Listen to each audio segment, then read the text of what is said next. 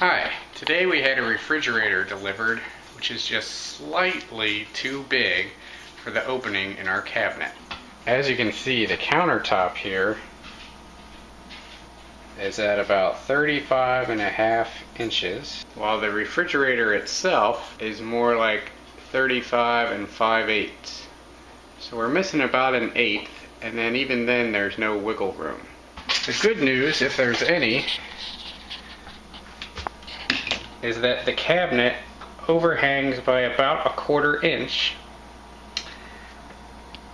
and then there's also this little lip out front that also overhangs by almost 1/4 inch.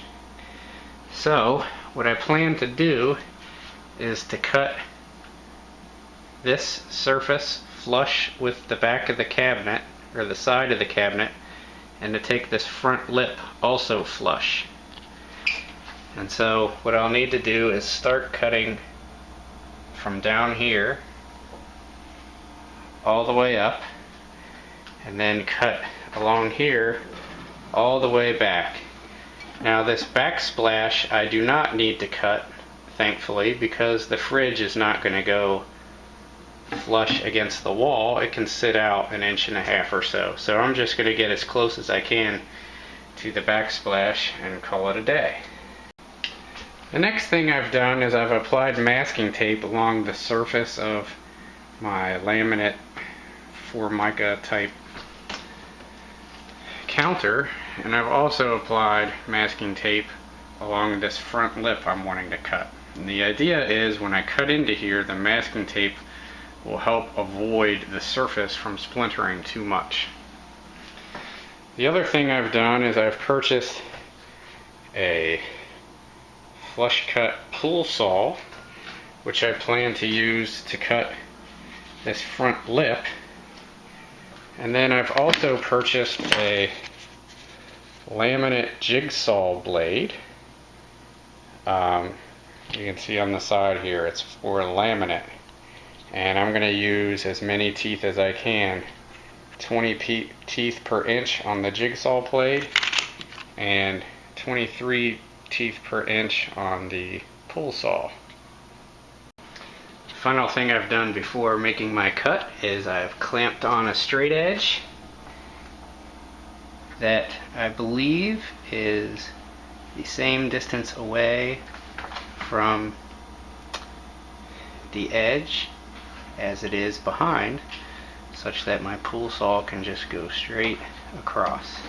And now I am ready to begin cutting, and I'm hoping this works and doesn't totally screw up our cabinets.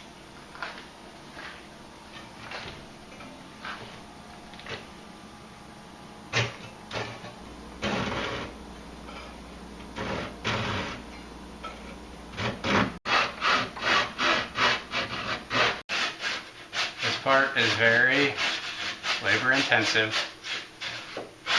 Pull stroke does the cutting, but it's very slow, and sometime I will finish this guy. Okay, at this point I've made it about 5 inches up, and I'm really getting sick of this, so I'm going to switch for a little bit to the jigsaw. Now I've readjusted my straight edge for the width of the jigsaw, and I'm going to try taking the jigsaw up as far as I can go.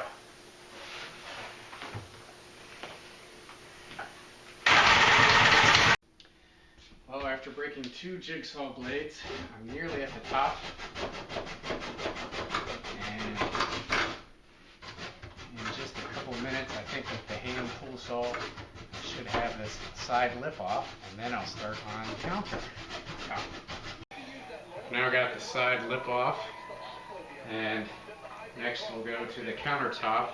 Now I've got a carpenter square up, and I'm going to try to score using a utility knife across the surface of the laminate countertop, and then hopefully my hacksaw or my jigsaw blade will cut along that score.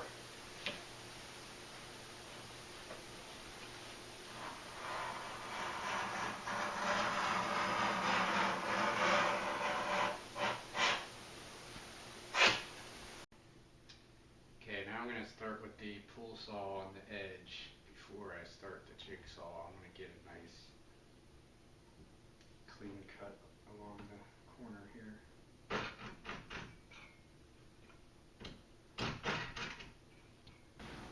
Hopefully this jigsaw part, now that I've got it started with the pull saw, and I've got things clamped down here more or less, will give me a nice straight clean cut.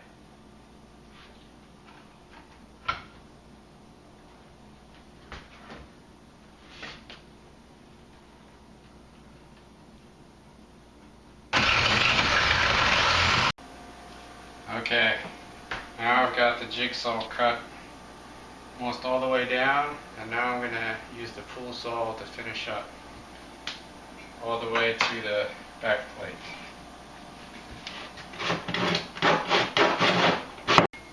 And now I have the edge off, and the final piece will be to try to sand this somewhat flush.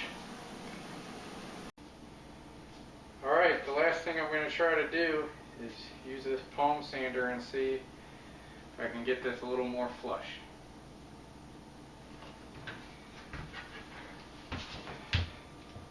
The palm sander wasn't quite as aggressive as I needed for some of it, so I'm going to go at it with this and then finish up with the palm sander.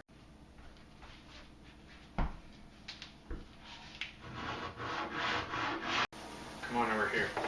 The rasp is giving me a really good way to get this totally flush with the cabinet, because I can pull it straight up and down.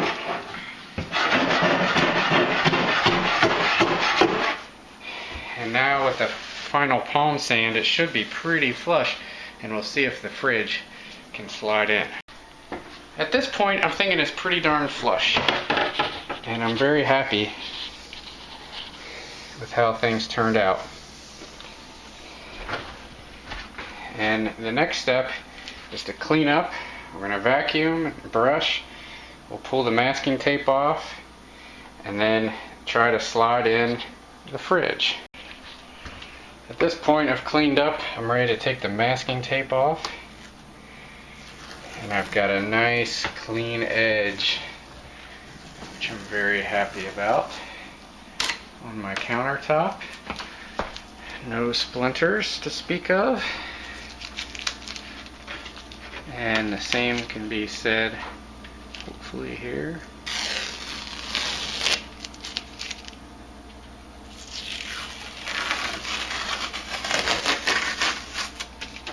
Gosh darn.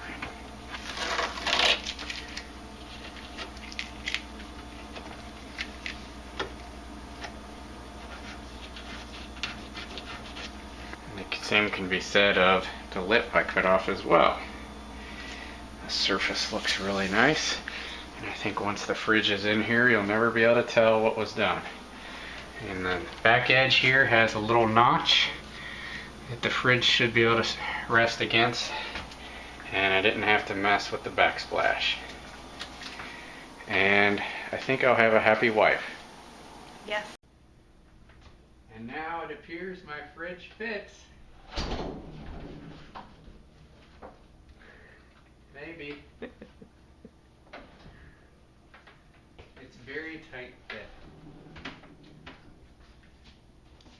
I have to angle it just right because I only have about a 1/16 inch gap on either side.